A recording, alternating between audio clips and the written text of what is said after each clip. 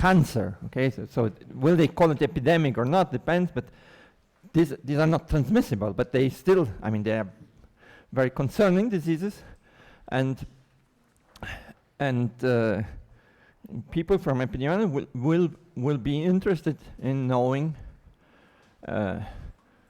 is this the number of cases, say, of a certain cancer increasing, decreasing, why? How is the population that has been affected? What are some possible explanations that a certain part of the population has a higher prevalence or incidence? And all of this is part of epidemiology, and there's a lot of field study. And again, in the same sense that in ecology, this is also a really complex system, because if we are now talking about the epidemiology of human diseases, the spread of any disease, infectious or not, is in a certain society. Okay?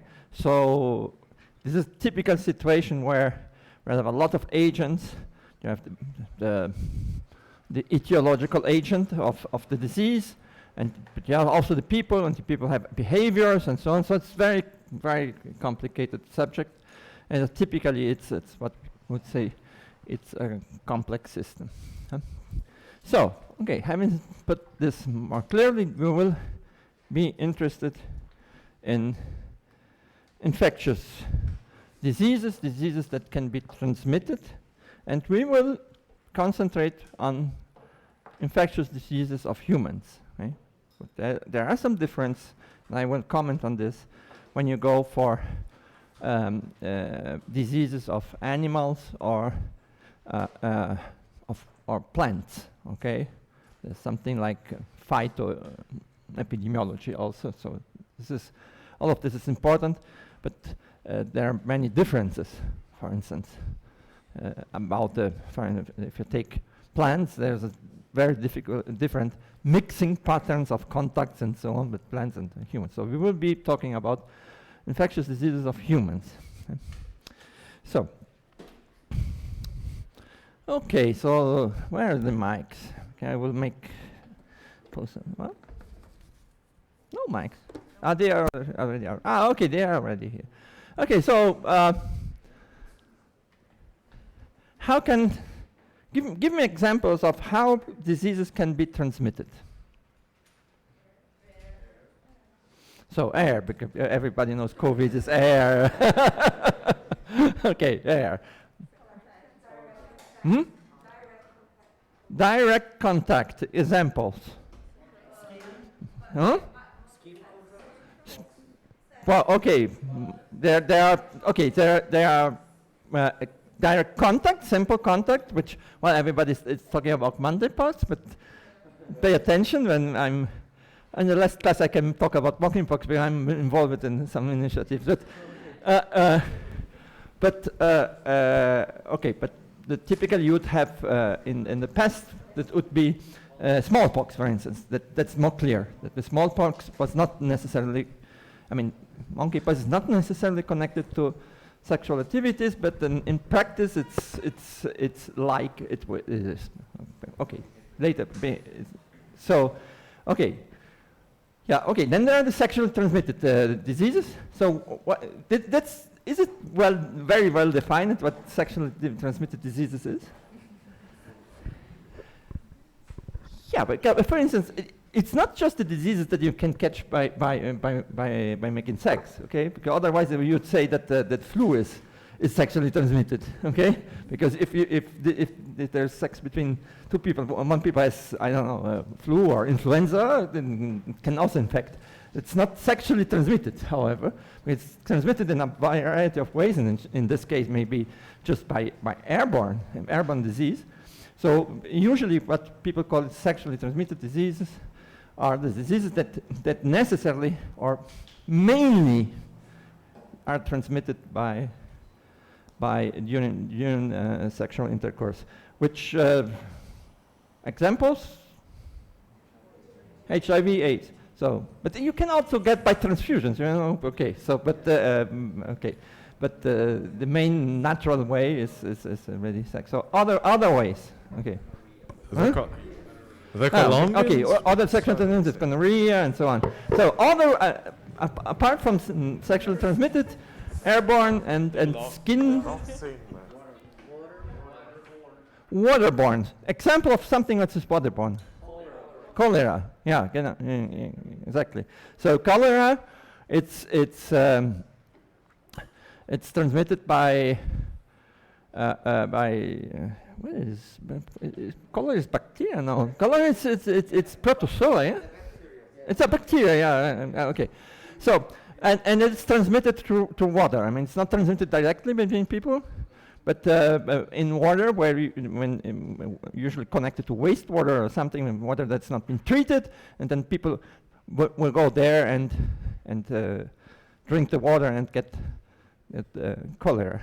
Also, others through indirect contact, like Ebola or parvovirus in dogs. Ebola or?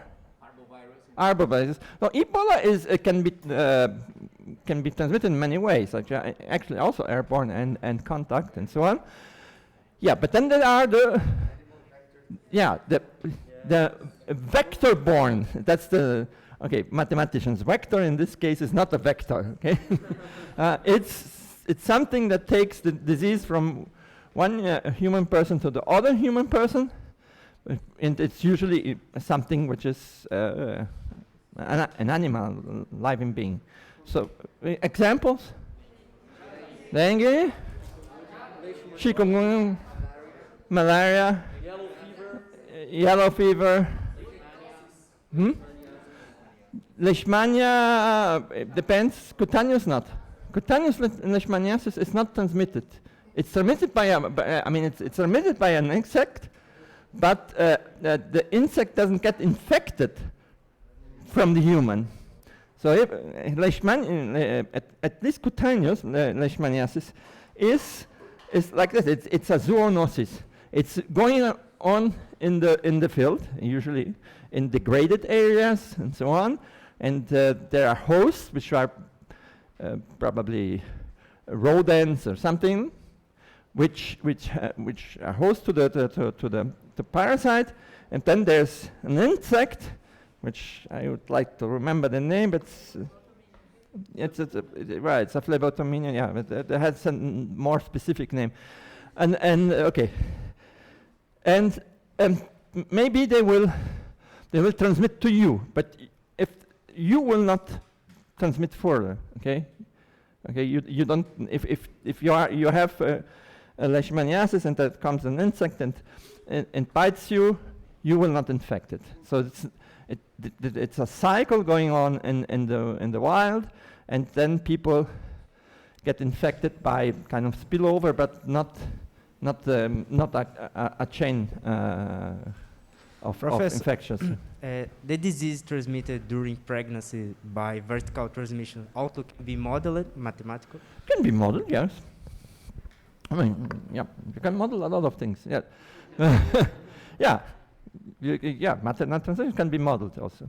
We won't talk about this, okay? But you see, this is will be. I mean, you can model this, but this is typically something that will not create chains of infections, because the child probably will be born, and I mean, it will take 30 years to be pregnant, and probably is not anymore infectious. So, but I mean, you can you can include in models of diseases that are transmitted in several ways, and include a maternal effect of maternal transmission. That's possible. So yeah, and so the mode of transmission will be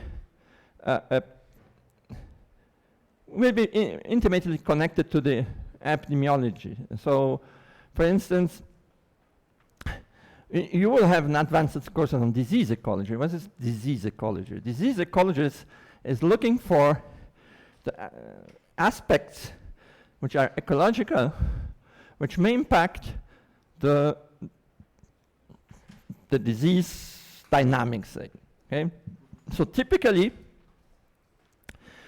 would be vector-borne diseases, and you have the vector, and the vector participates in ecological interactions, and therefore you have a connection between those ecological interactions and disease incidence in humans. For instance, let me give you an example. So, malaria. So malaria is transmitted by Anopheles, and so one effect that can happen is, so first, humans, as any other animals, have defensive tactics, and this depends usually against bites. And this will depend usually on what? On how many bites you get per day or per hour. Okay, if you get one bite per year, you won't take any big defense unless you know this is very dangerous thing, but usually not. Okay, so you won't. I mean, you will go around like this, and now you say no. Here is an infestation, and I can get 10 bites per hour. So I will bomb. Well, in our case, we will just go away. But say you cannot go away, you live there, and you will put some other kind of shirt, or you will try to install nets on the windows and take action. So there is a certain, not exactly threshold, but there is a certain typical value above. Of the number of bites that above this number, people will take action. So now, the Anopheles is not the only insect that is around, and sometimes it could be that there are other insects that bite you also, right? So if there are other insects that bite you also, you won't just say, okay, this one, it's okay, this is not Anopheles, this other one, I mean, you will take protection anyhow, okay? So, having competition, competition for your blood, okay, between the insects may decrease the incidence of malaria. So this is kind of argument that having several kinds of insects, or having some degree of biodiversity, enhances competition and may decrease the number of bites by Anopheles, and and therefore maybe you are less likely to get infected. Right? So even in this case, this reason is also behind the idea of something which has been tried in Africa, where malaria is much more important than in the Americas. I mean, we have also malaria in Brazil, but there are the parasite has several species. So we have the Plasmodium vivax, which it's like 90% of the infections in Brazil. It's milder, and it's Plasmodium falciparum, which is dominant usually in Africa, which can result in death. Right? And so we don't have so much, but in Africa it is very important. And so one thing is, one idea has been, okay, so there are many ways to try to avoid the mosquitoes, but in very poor settings, sometimes people don't have the nets they need, and so on. So one idea is bring animals near to the house, because the mosquito wants blood, and they have blood. Okay, so you could dilute the effect with them biting the animals. Okay, so that was an idea, but didn't work out. Okay, because actually at the end it attracted more mosquitoes. So number of mosquitoes is not fixed. Okay, so so in practice, more in practice didn't work. So okay, so let us start thinking about diseases that are transmitted from human to human, and we will think this is typically the classical diseases that are either respiratory or transmitted by contact or by airborne and so on. So we don't. Let's start without any vector transmission, and also let's consider that incubation period is not so long. Okay? So I'm excluding for this, for instance, HIV/AIDS, which you need different modeling techniques. Okay? So let us start by discussing the conditions that are needed for a pathogen to create an epidemic. So what we will call an epidemic is the fact that you can, when introduced in a population, the pathogen will infect people, and these people will infect others and others and others, and this will be increasing. Okay, so this is what our definition for epidemic. It's not very practical. Once if you are field epidemiologist, you have to distinguish between, okay, it's starting, but many diseases don't create epidemics, but they create some cases. Okay, so you have a disease, and maybe it's difficult to transmit, but okay, somebody got it, and by chance, although being difficult to transmit it, one more person gets it, and then one another person, but then it just stops. So that's not even an outbreak. I mean, there's some cases that happen, but that's not exactly an epidemic. But this is usually connected to more stochastic effects, which should maybe we'll see something with Ricardo. I don't know. But so the ideas they have, first of all, is it's a population which is, from the point of view of the pathogen, homogeneous. Everybody can get it. Okay, and also we will take into account that potentially everybody can be in contact with everybody. Okay, potentially. So, okay, then I will discuss what happens if this is not true. Okay. So I will define something which is R, the reproductive number,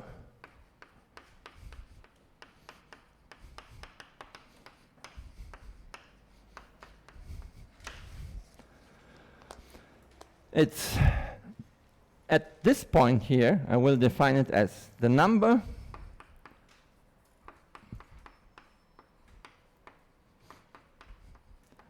of secondary cases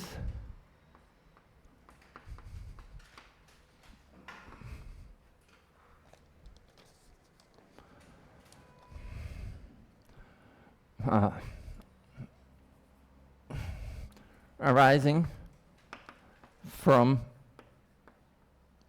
what we call index case. Okay? I have one case, and then you think how many cases this would create. So obviously, in order to have an epidemic, R has to be bigger than 1. Because if I have one case, okay, let's say that we introduce not only one case and 10 cases. But if these 10 cases will will originate only, say, 8, so the R would be smaller than 1, then the 8 would be 6, and so on, and it burns out. Okay, so if I want to introduce with starting with a small number of cases, like 1 or small number, R has to be bigger than 1, which means that you have an epidemic. Okay. So let's think, without any further modeling, without any equation, how we could write down an expression, a tentative expression for R. Okay, so the tentative expression for R could be something like, so, okay, that on what, okay, I want suggestions. On what should R depend? Okay. Where are the mics around? Okay, yeah. Yeah, there's one here, okay. Okay, no, it's okay, yeah, it's already good. The contact rate. Hmm? The contact rate, so what is contact rate exactly?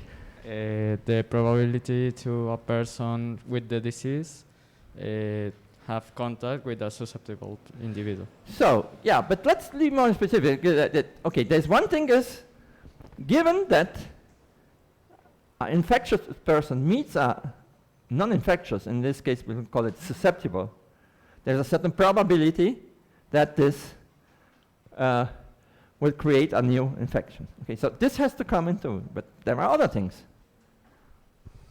Yeah, I would say about the rate of contagious, and it would be something like R times the population that are susceptible, and times some constant that will say in each meeting if there will be infectious or not. Yeah, so we will have the number of new infections has to be, okay, the probability of given an encounter between infectious and susceptible, and what more? A constant that will talks about the probability of an encounter results in infection. Okay, so the probability that an encounter results in infection depends on two things. First, that the encounter is between a susceptible and an infectious, okay? Where there are people that are infectious, meeting people that are infectious, and susceptibles and susceptibles. So first thing, this. And then the probability that this actually will give rise, because not all encounters give rise to new infections. Okay, more things.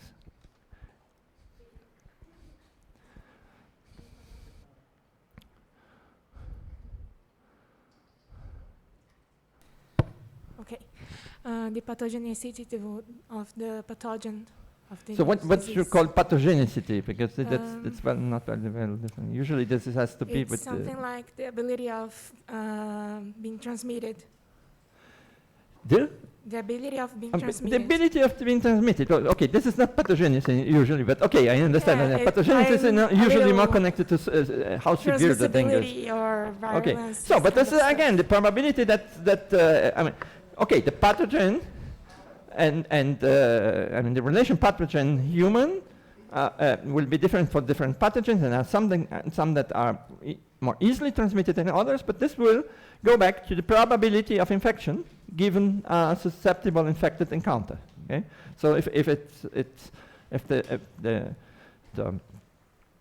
the pathogen is more transmissible, then its probability of getting an infection will be higher. So that boils back to what is the probability of infection given an encounter. The incubation time of the disease? Well, incubation, but okay, R0 will depend on incubation, but let's think there's no incubation in this case, in order to not complicate it, make it a simple disease.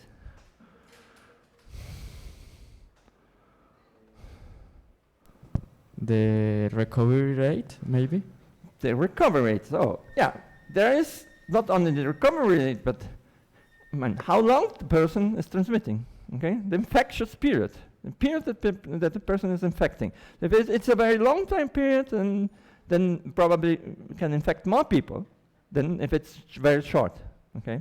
Yeah, it's your hand raise it, yeah. Okay, there and there.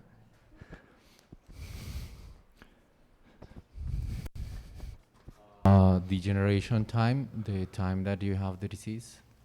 The amount of generation time, I don't know what you call generation time. Generation time in epidemiology is usually the time between I get infected today and I infect somebody else some days later. and then this time is the generation time. Okay, so this is not coming into play here now. It has to be, I mean, there's something related, but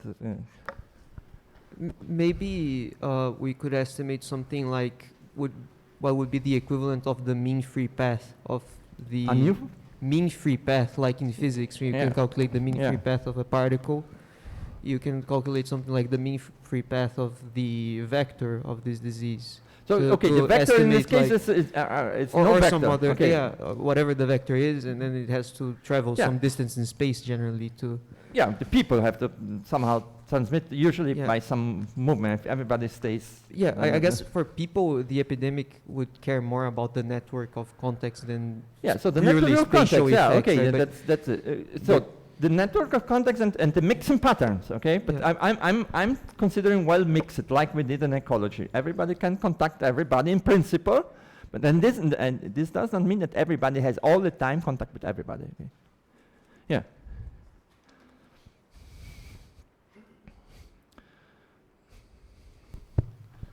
The size of the population, maybe? The size of the population. Good. Actually, we will. Let's think about COVID. Okay, everybody knows COVID now. Yeah? So São Paulo has like 10 million, yes? And you go to the nearby city of Campinas at 1 million.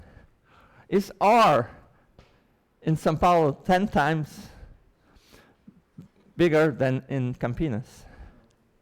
No. So the size of the population can be important, obviously, if it's very, very small. Then you have effects of stochasticity and okay. But assuming it's sufficiently large, you don't expect the size of the population to determine if there will be or not an epidemic in a place. Okay? So, but sure, that there are effects of a finite size and so on, but in general, you don't expect the size of the population to be something important in R not. Maybe the number of infected people as a proportion of the size of the population will have an effect on R? Yes, this will have to come into play because when we say, okay, let's have there is an encounter, and then what's the probability that this encounter, and you have one individual, and then you say, what's the probability that the other one is infected?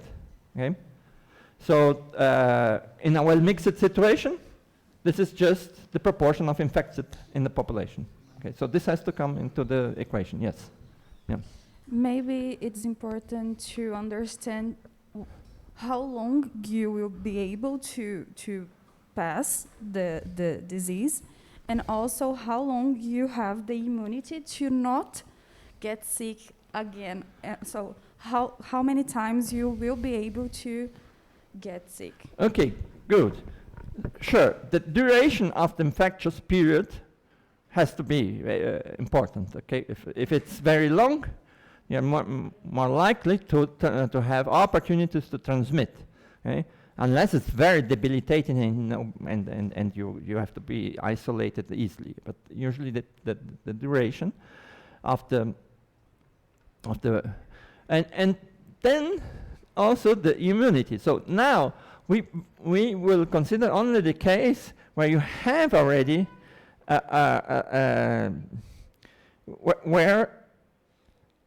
where the population has no immunity at the beginning. Okay, let's say this. Okay, or this could be, I mean, taken into account if you say the probability of contact.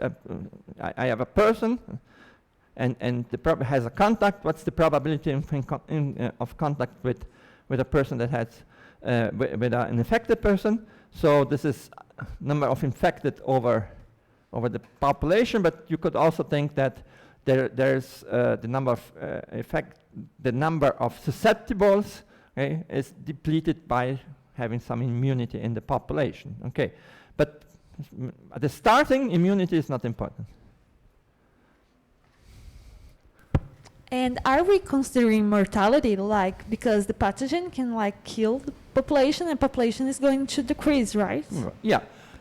Okay. This will not impact R. the ability to transmit. This has a long time impact.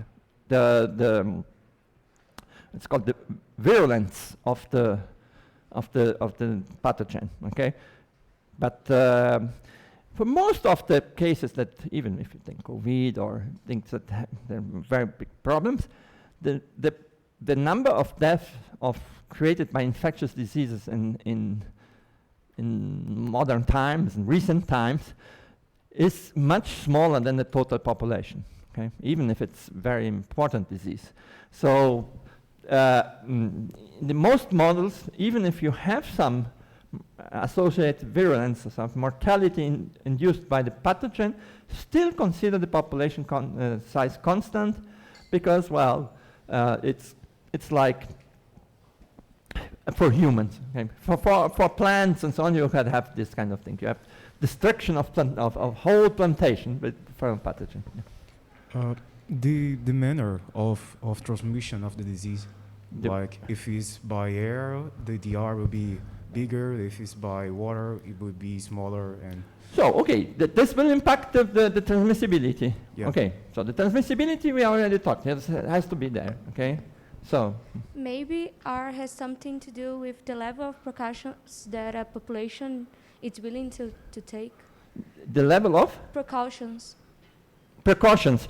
Okay, yeah, precautions will impact R. Okay, say it's mosquito-borne. Well, we are talking direct, but okay. But if everybody takes precautions, then R should decrease. Okay, using mask, for instance.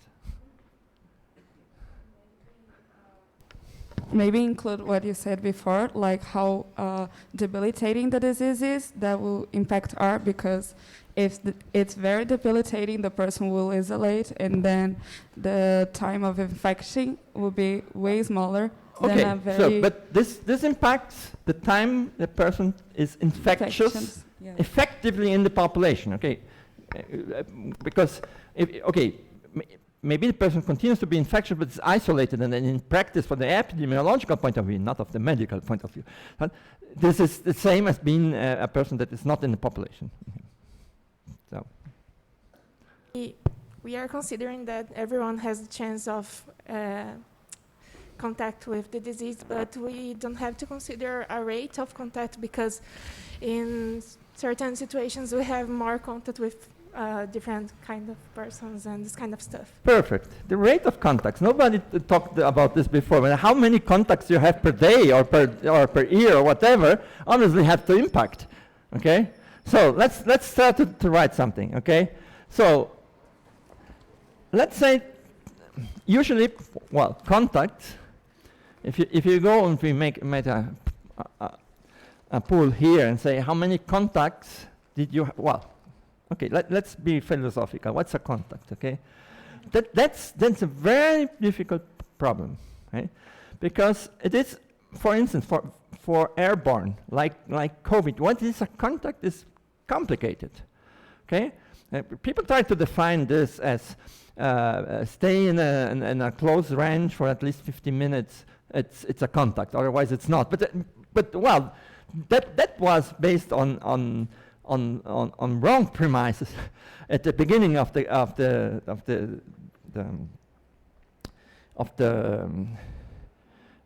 epidemic, because this considers that the disease would be transmitted by droplets.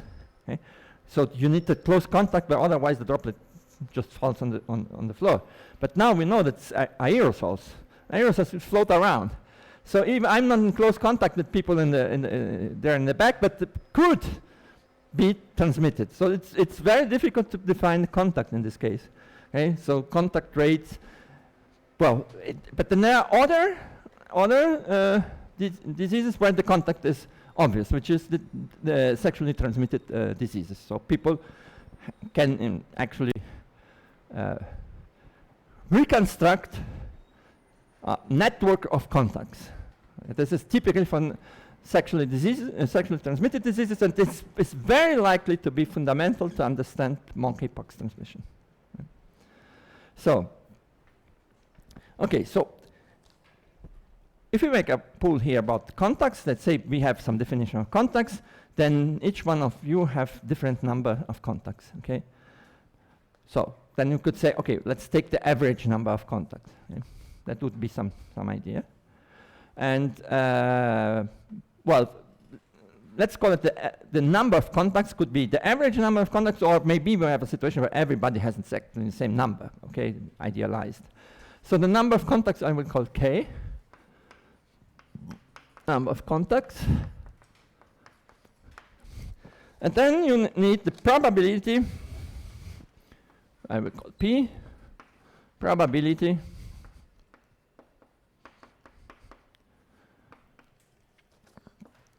that the contacts per time, okay?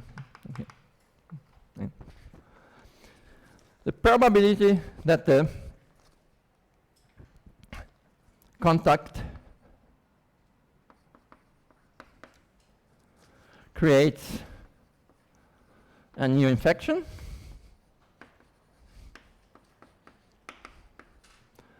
times the duration of infectiousness. Okay? So this is what we have here. Sure that this thing here can have a lot of things, because we are talking now about a more or less simple situation, but for instance, you could have, as we have with COVID and many others, complicated situations like the person gets infected, has an incubation time, a latency. Then the person gets infectious, but not is able to transmit it simply, but it's asymptomatic, and this is usually the catch. Okay, being asymptomatic and transmitting is obviously a situation where the situation gets bad. We are not talking about this here now, but in the next classes you will see that it's pretty much possible to model all of this. Okay, so now we want more. We want to look at its P here, okay, and this guy here. So the probability should be something which is given a person, given infected, and okay, if it depends on the epidemic status of both people that are in contact. But let's say I introduce one infected person. Then I need to know the probability first of that the other person is also it's susceptible. Okay, so the probability that person is susceptible in the well-mixed case will be S over N. Okay, times the probability that, given that the person is susceptible and is in contact with an infected person, that it will actually acquire the new infection. So I call it beta. So then you will get something like this. Will be K times B beta times T times S over N. So this is the reproductive number. Okay. Okay. Now, we will just discuss some implications of this, but first observation is that I have assumed that the number of contacts, the average number of contacts, is not dependent on the size of the population, right? So this is exactly the assumption that is valid for humans in general, because we have a social structure. The social structure is such that people don't have 10 times more contacts in a city which is 10 times larger than another one, okay? So its idea is that this incorporates structure of contacts in the population. Okay, and we are assuming here that this could be that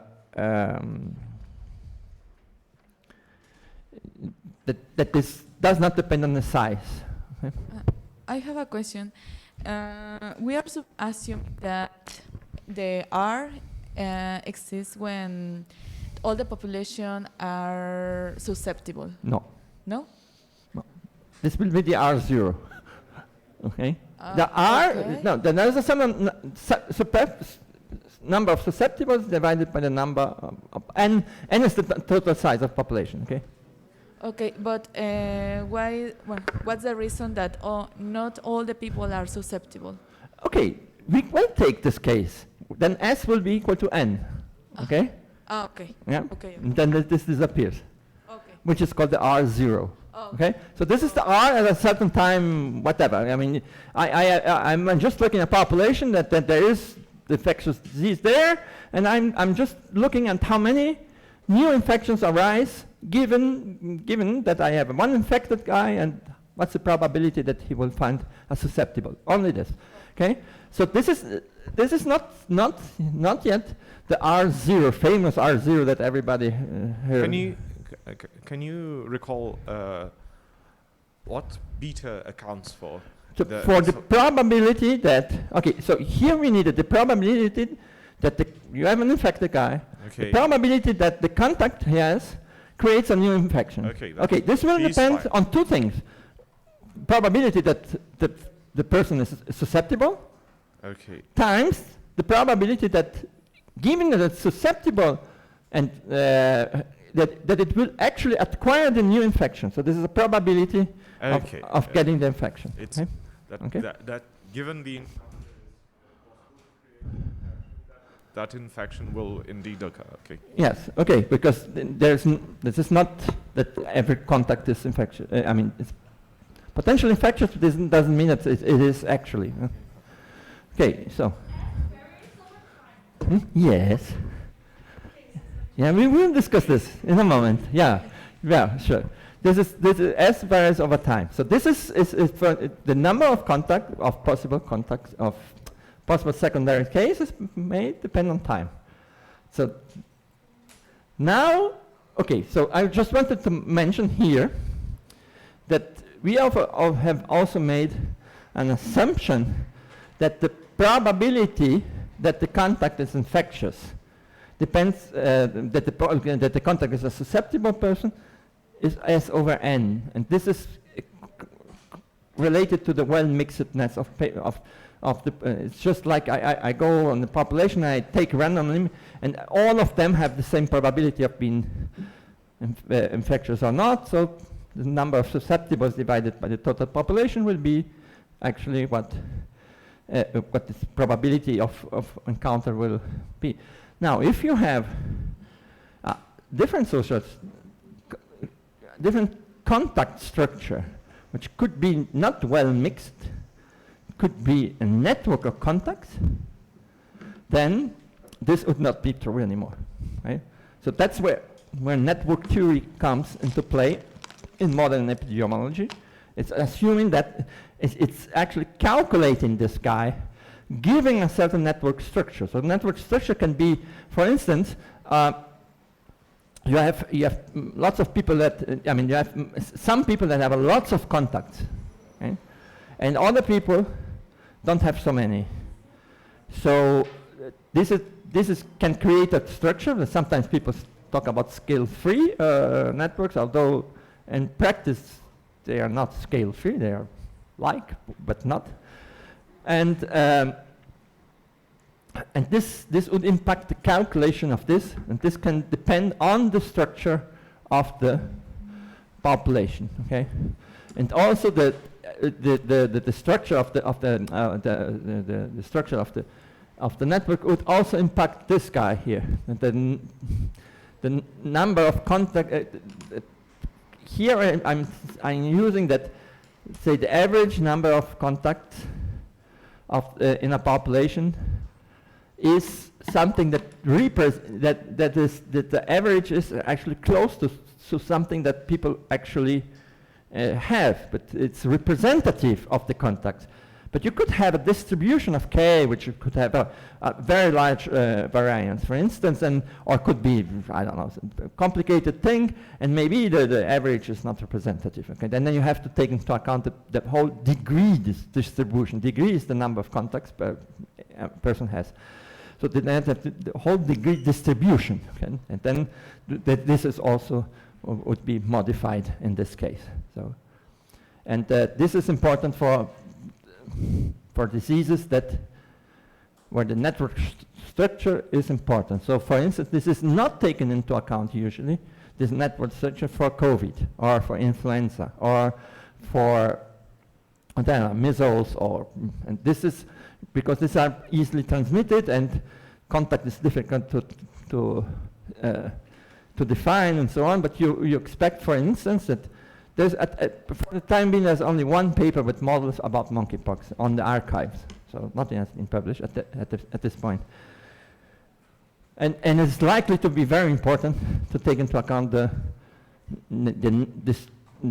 structure of the network of contacts in order to explain the characteristics of the monkeypox outbreak right now. So, okay. Now, this is time variable. Let me just, okay. Yeah, this in principle, this is an S of t, okay? But, well, now, say that at time t equal to 0, all population is susceptible, right? All except one, okay? But, okay? So then R would be called R0.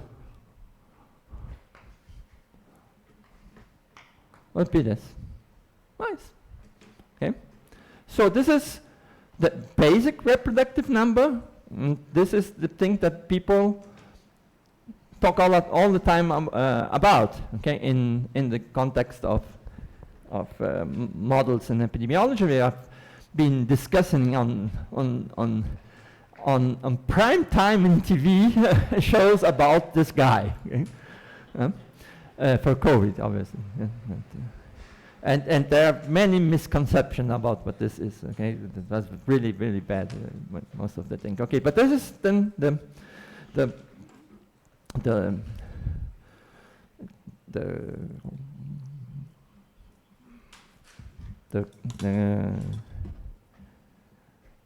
R0.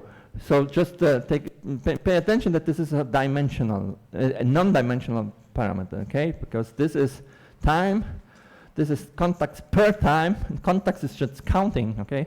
So this has no dimensions. It's a number, and B is a probability, which is also no dimension. This has no dimension, so it's not a rate, okay? It's not a rate. Okay? So, now, obviously R will be R0 times S over N, okay? So,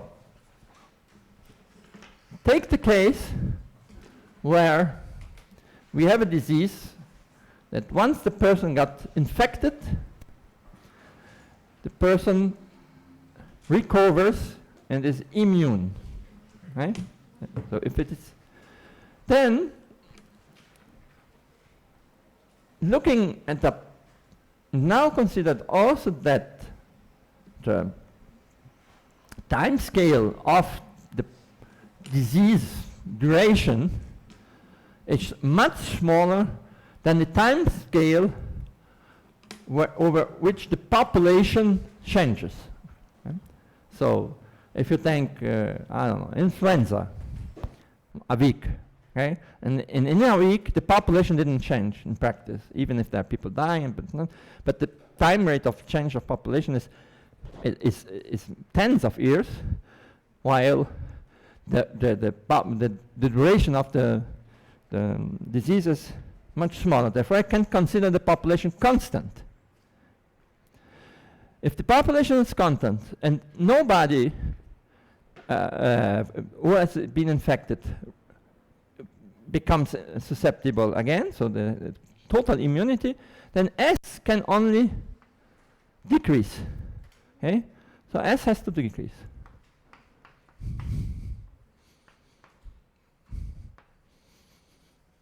Therefore, R decreases in time. Yep.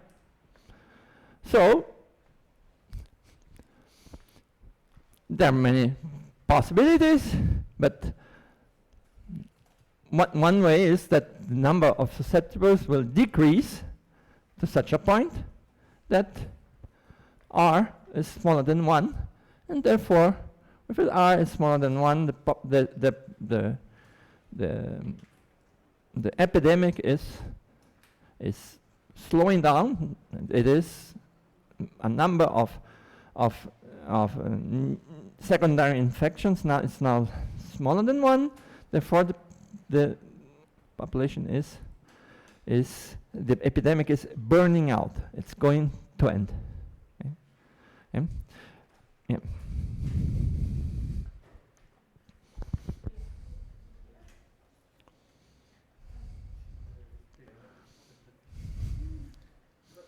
Could an epidemic sustain itself just on the new individuals being born? Yep. Maybe if it's like some animal that reproduces really quickly.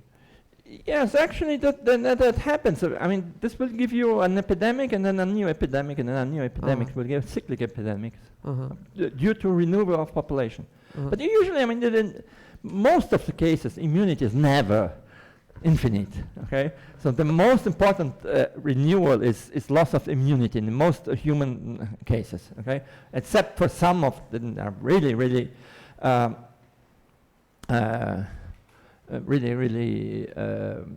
protecting. So like measles gives you very good protection against infection. The immunity, decay of measles immunity is almost negligible.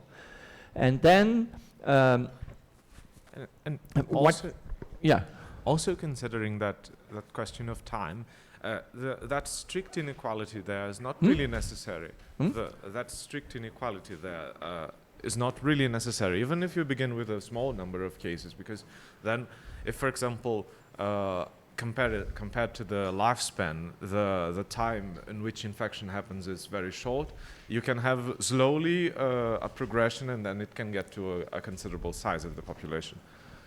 Yeah, but I mean, this is necessary, yes, because it will have to. I mean, you get a small number of individuals, and then the number of individuals they infect will decrease.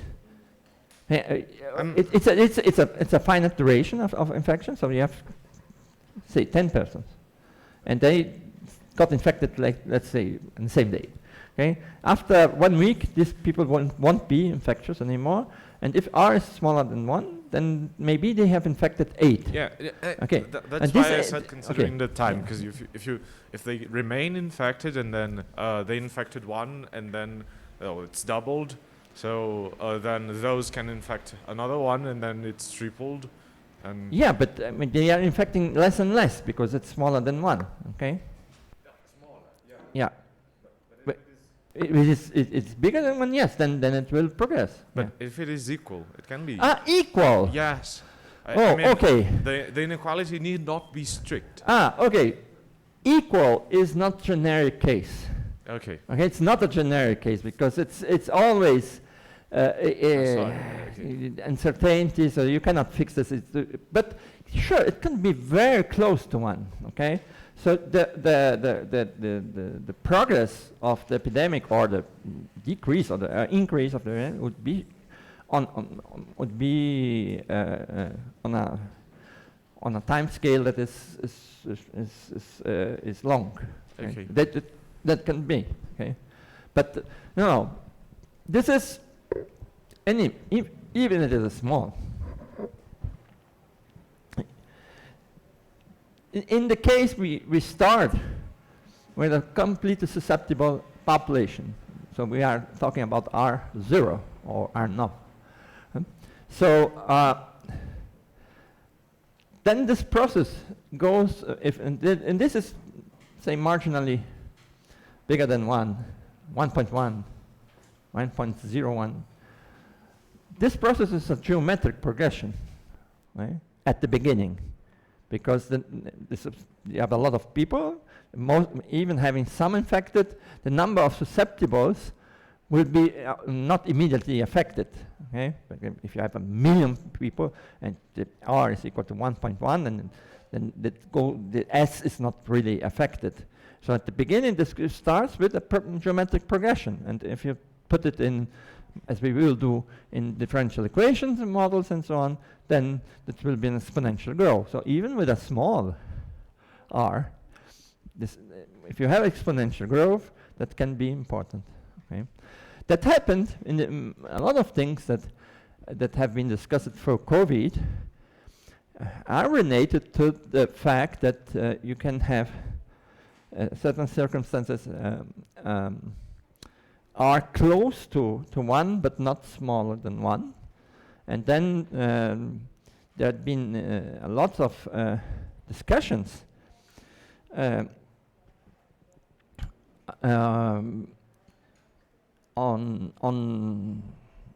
2020, people discussed a lot about, okay, it's decreasing and so on, and let's relax and so on, blah, blah, blah, okay. And what happened is also that if it's still increasing the epidemic, if you, there have been modeling efforts that if you relax it certain protective measures like quarantines and so on, then R could be bigger than 1, and then some people did, oh, well, it's 1.01, 1.05, 1.1, it's not so big.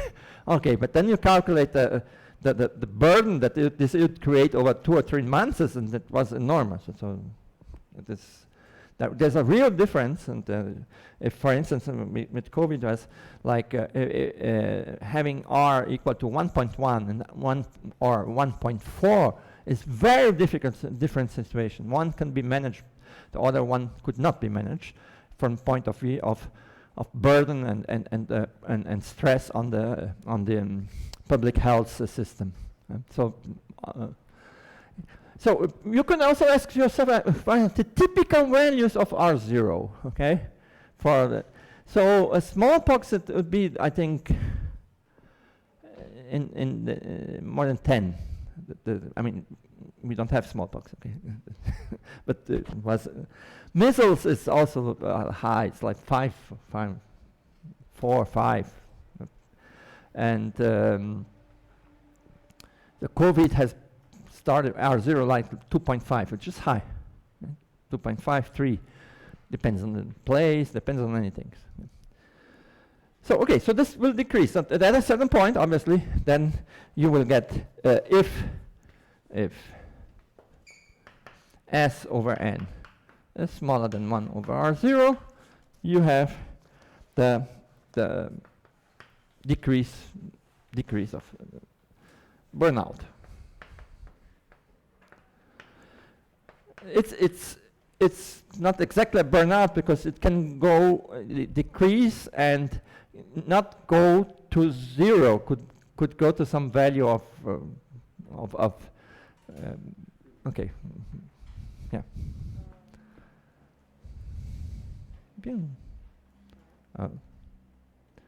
This is not working. Is it on? Yeah.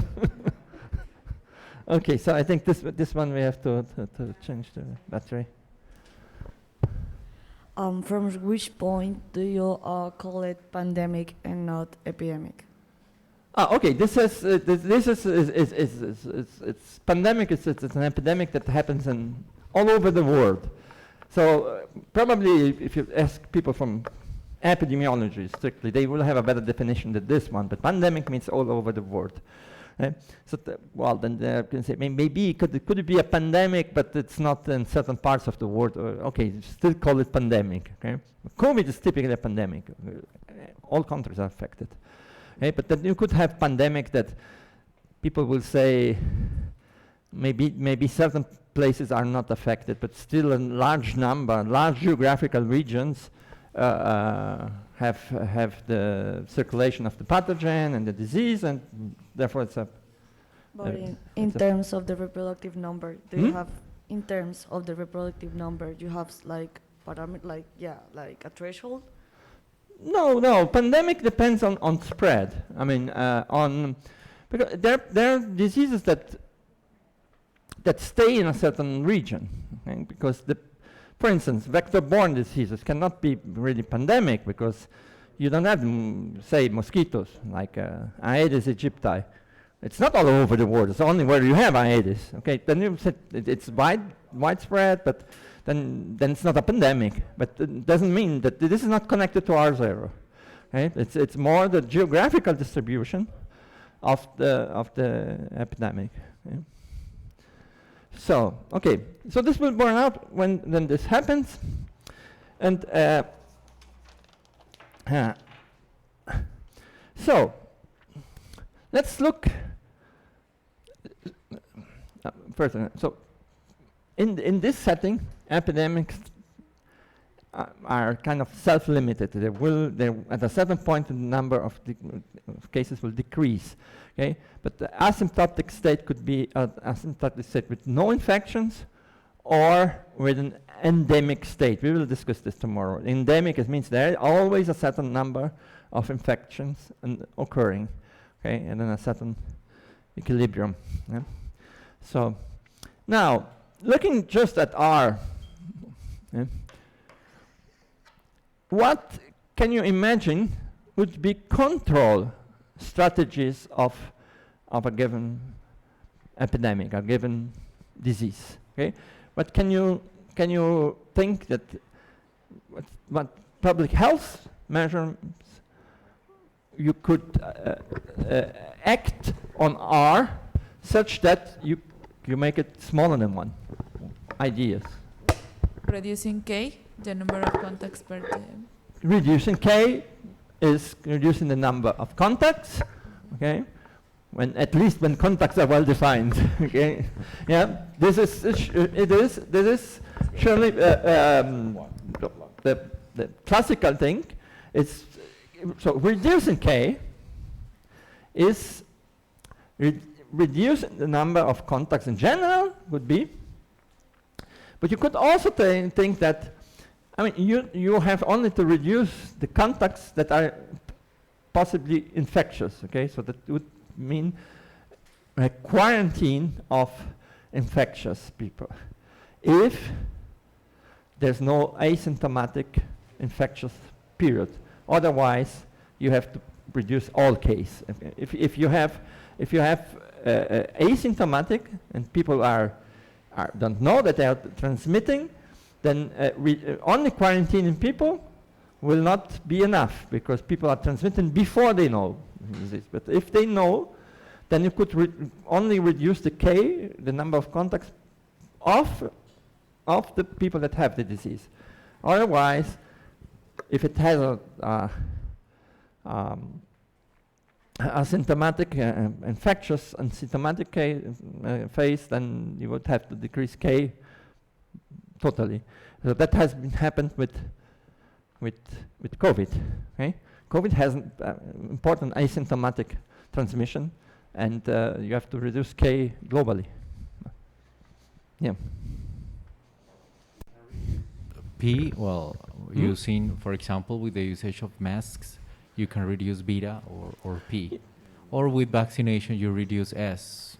Yeah, okay, so many ideas. So reducing beta is the probability that an encounter will be infectious. So okay, the mask will decrease this probability, so it will be smaller. So decreasing beta is something that you can do by somehow creating conditions that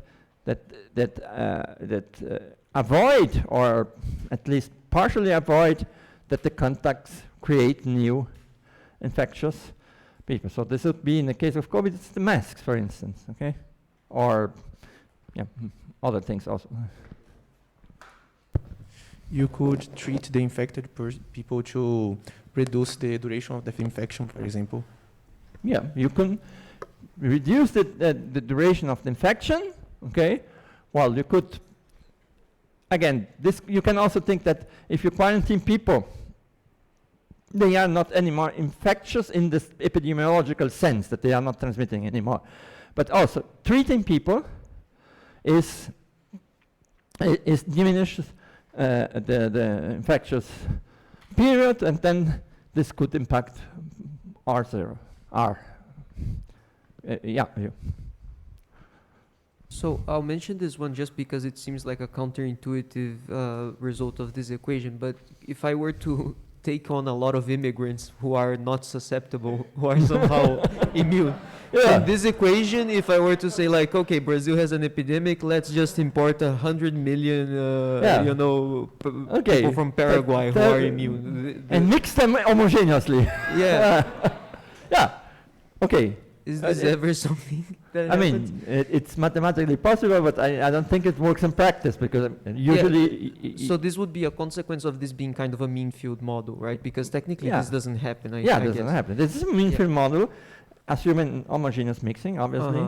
And then if you bring in people, okay, n is modified instantaneously, and mix it instantaneously. That does not happen. Yeah, there again. We're assuming the population is constant. This is usually okay if the duration of the disease is not on the scale of the population variation. I think this problem with the importation that are not susceptible anymore would not be okay, because you would increase the contact rate. The contact rate? You would increase the contact rate probably. So which you reduce decay? one side, but you enhance the other. Okay, it's not dependent on the population size usually. I mean, the mean number of contacts you have, it's more or less the same. Okay. In this, I mean, if you had 10 times more people here, we don't have 10 times more contacts. Okay. Yeah, I mean, in a city that is 1 million and a city in 10 million, the R is the same. So the average number of contacts of each person is regulated by a social structure. But not depends on the density of the population? Yeah, but usually the density doesn't vary so much, and not really. No, it doesn't depend on density. It doesn't depend on the contact structure. How many people you meet or you have contact. So now, when this is not true, with certain animals, so cattle, for instance, then you have a density dependence, okay? Because they don't have this. Animals that don't have social structures, there are some of them that have, but animals that don't have social structures typically think that that humans can manage and so on, so they can put a lot of this kind of thing, like the famous cases of fish, salmon creations in the water, when you have a cage for them and you pack all the salmons there and so on, and then they have an epidemic of something because they are so closely packed that you have a problem. So this is the case of where density is important. Okay. So in this case, probably so here what you have is this is kind of saying that only the fraction of susceptibles is important, but maybe when you have density dependence, this would change. Okay. We're talking about it is possible to adapt this to super spreaders, for example, salespeople that have a lot of contact with. Maybe restricting the probability of these people transmitting could be. Yeah, sure. If we adapt this to a dynamics on a not well mixed population, and a dynamics which you have heterogeneities. Heterogeneities, and you have people that have a lot of contacts and people that don't have. Most of them will not have so many contacts, just normal, but then there are many people that have a lot of contacts. Okay, so then this would be different.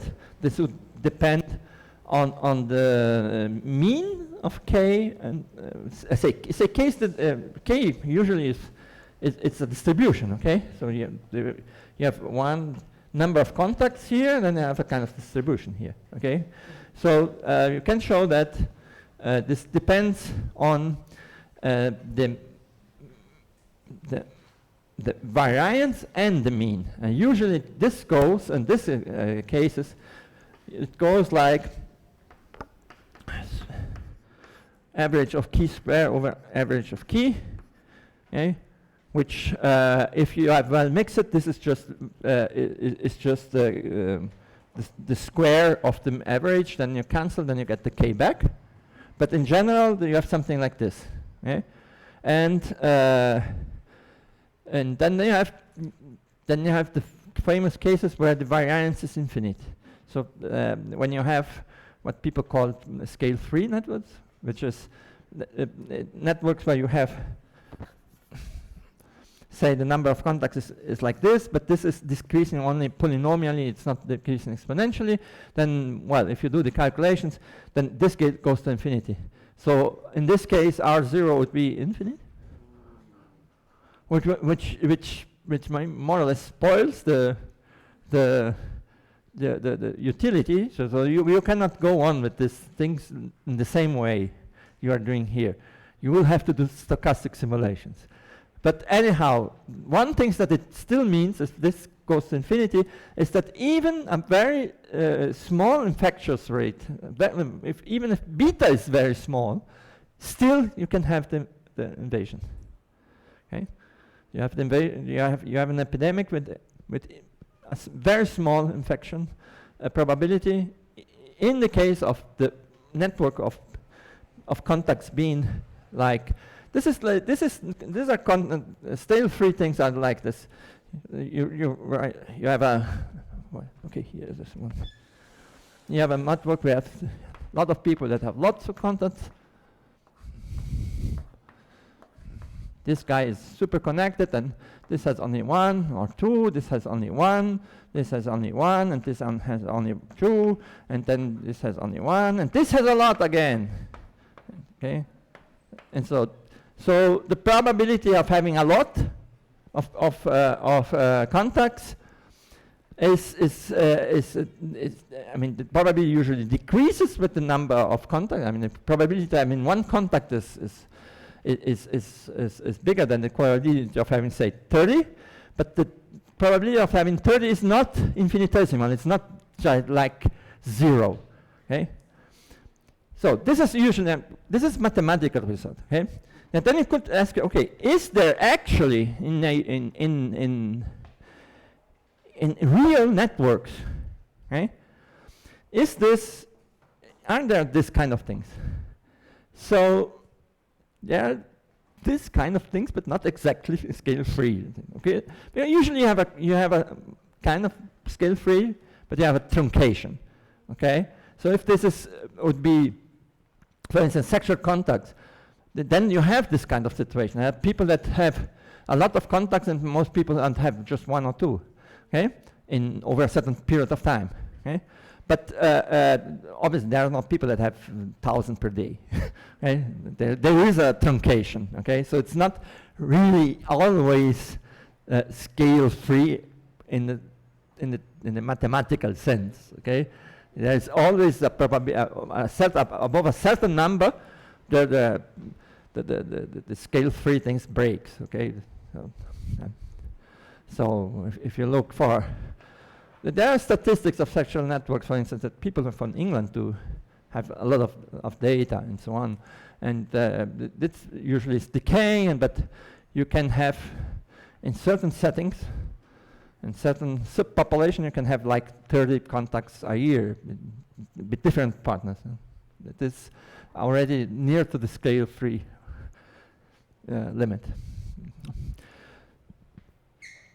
Yeah, and so in the case of you have this, then obviously then strategies of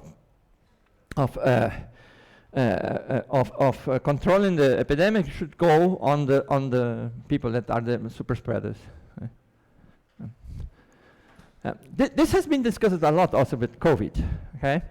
And sure, there is such a thing as super spreaders, but but COVID, nobody actually really could do something which is realistic enough, take into account networks, because network context is not well defined. Okay? So then you have strategies that would not come directly from this reasoning here. For instance, open the windows. Open the windows is like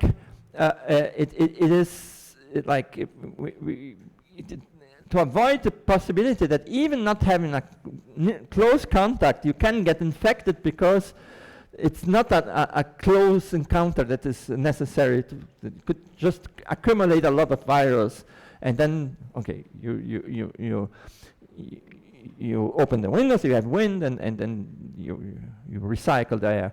So so for COVID, there was super spreaders, yeah, but that didn't really be important for any modeling effort.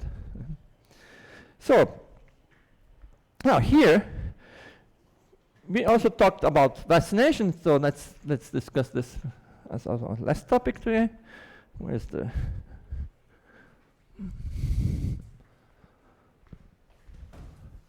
So one thing that you may want to do is you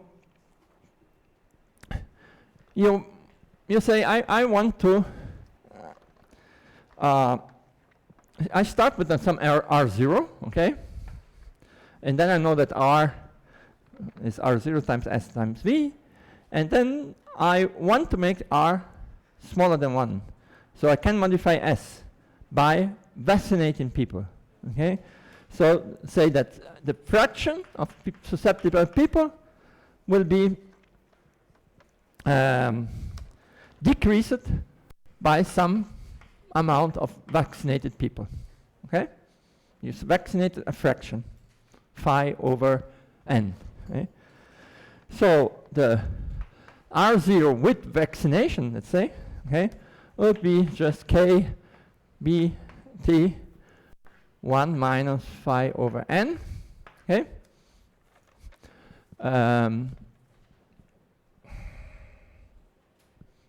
What did I do here? And then S over n minus phi over n.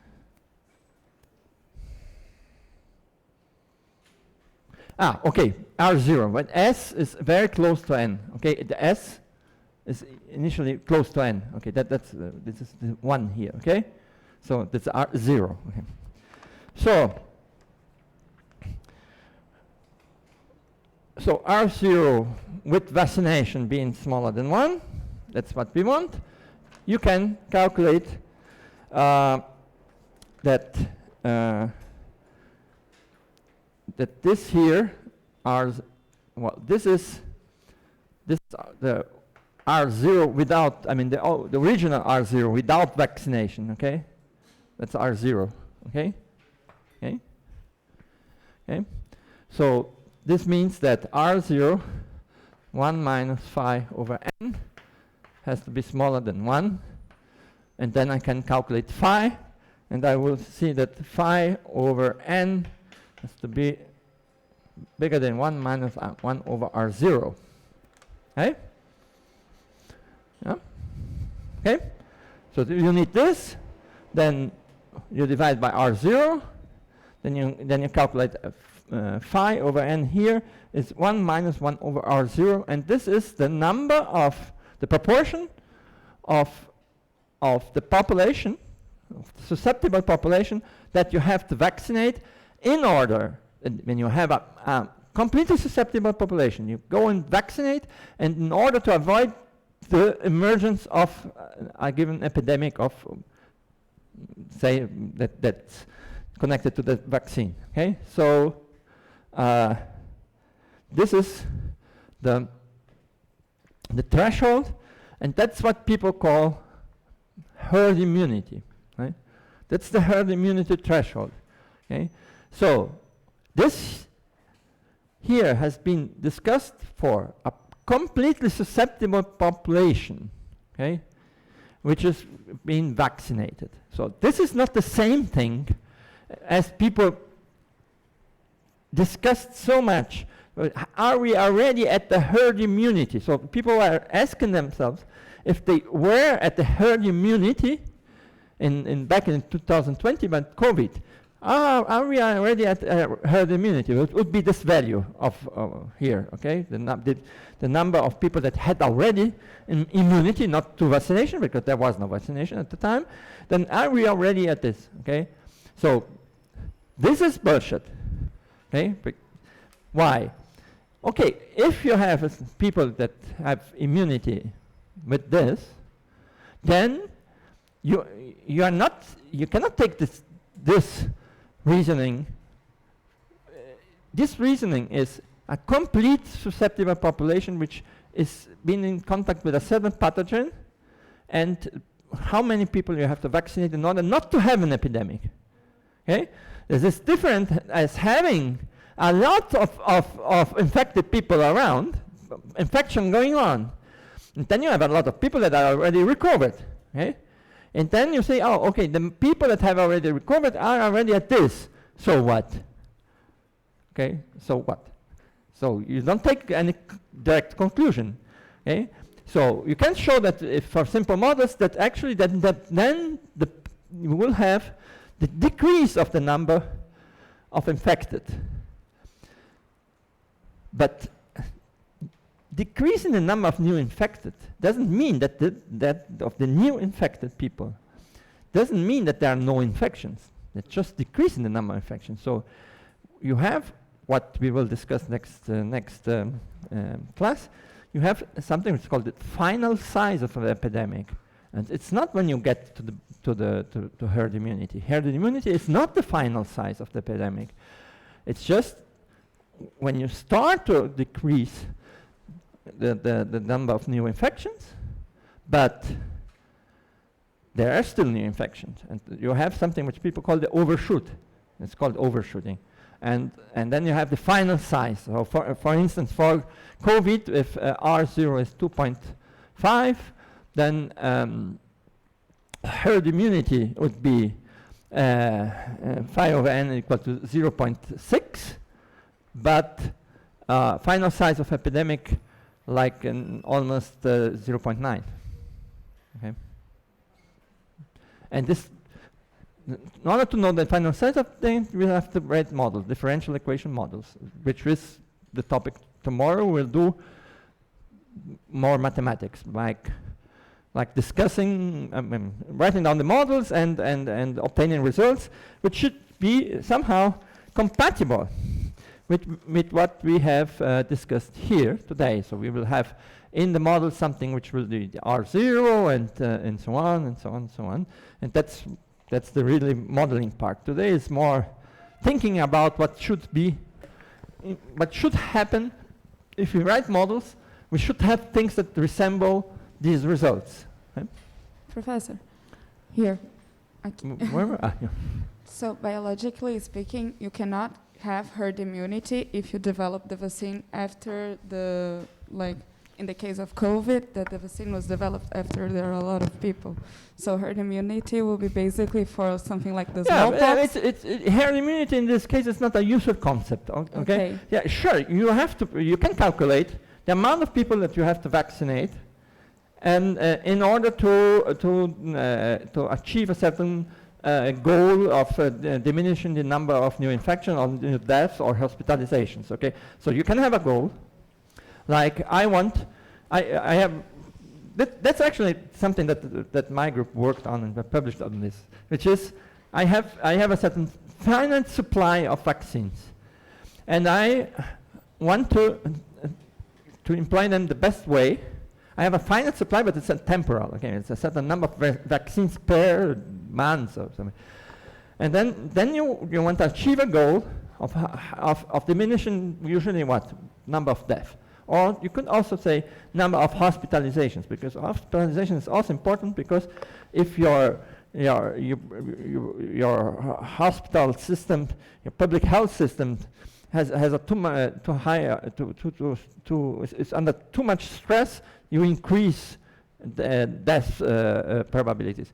Okay, so you can go and say, okay, I want to decrease the hospitalization, which decreases immediately the death also, and then I want to know what's the best delivery method. I mean, delivery like, who should I vaccinate? Should I vaccinate the people, the older, or should it be vaccinating everybody? But then this depends on patterns of contacts. Okay, so the older people have usually less contacts than younger people. So if younger people have more contacts, then they are also spreading more. So, but for the contacts that are for populations with the parameters that for COVID, and we have also contact, it's called contact matrices, then the number of contacts between different class ages, then actually it turned out it's better to vaccinate the elderly first. Okay, but this is not. This is dependent on parameters. Okay, it could be something else. Okay, so yeah. So there's no sense of talking about herd immunity in this case. Okay, have we already been at? This has been a very bad discussion about herd immunity back in 2020, and because there has been a famous paper claiming that herd immunity, due to heterogeneities in transmission, should be much smaller than say the one that you would imagine, like the 0.6 or 0.7, whatever. So because of heterogeneities and heterogeneous models, you should have smaller, and maybe so small as to be below 20. But this turned out to be, I know the people that wrote this paper actually, and this turned out to be wrong because of model fitting, problems with model fitting, really bad problems, and also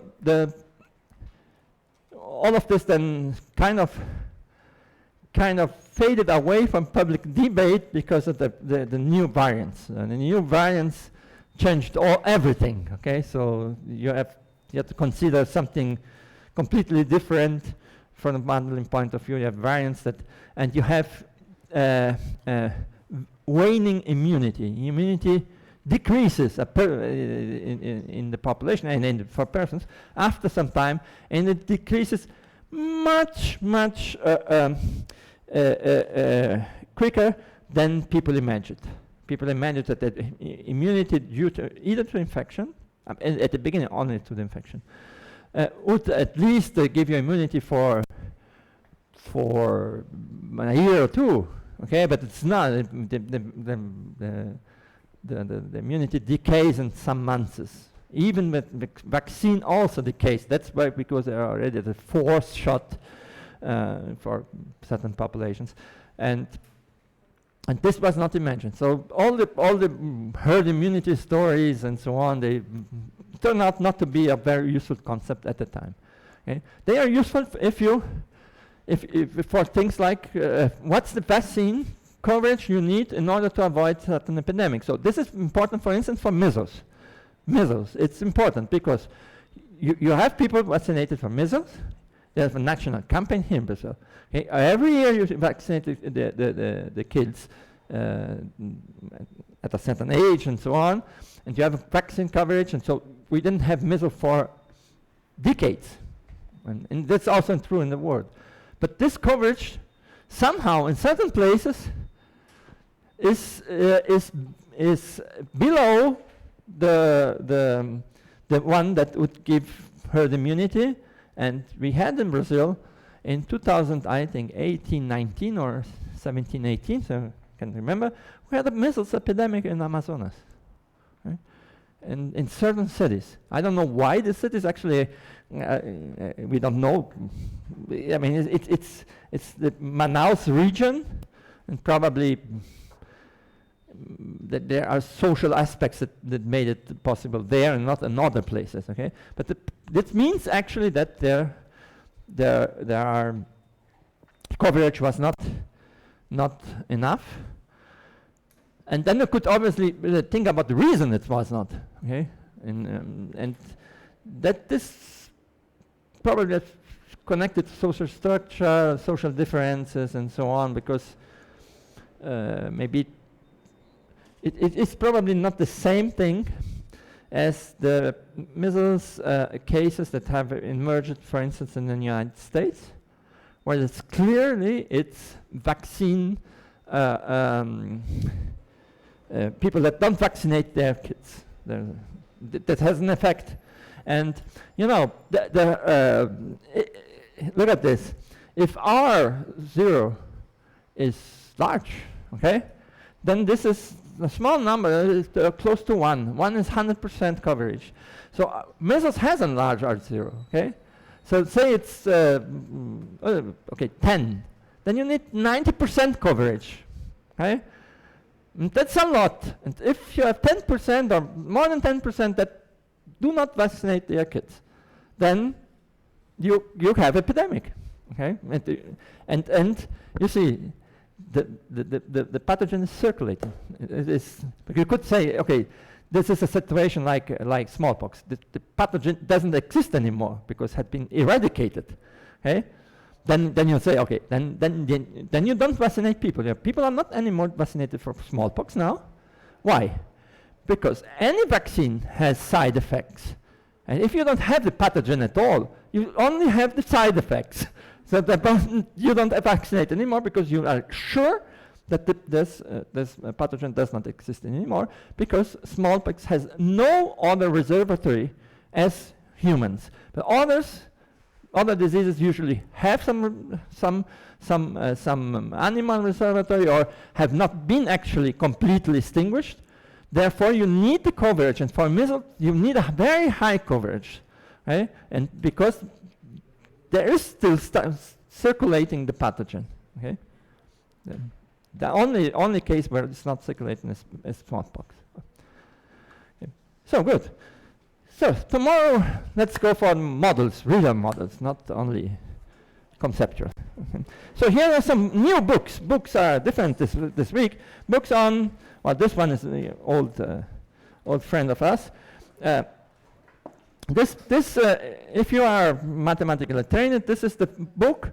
It's called Modeling Infectious Disease in Humans and Animals, which is the standard textbook that people read, okay? In order to know everything. Then you have this one is also Modeling Disease Ecology with mathematics. It's simpler, but I don't know, it has mathematics as models, okay? And and then mathematical tools to understand disease dynamics, which is a very advanced book, and it's about heterogeneities in the population, and very different book. And then you have this one that says Lecture Notes in Mathematics, Mathematical Epidemiology, which is a book written by several authors, and which is more or less, I don't say the state of art, because after COVID there's no state of art anymore, but more recent topics and so on. Okay, so see you tomorrow.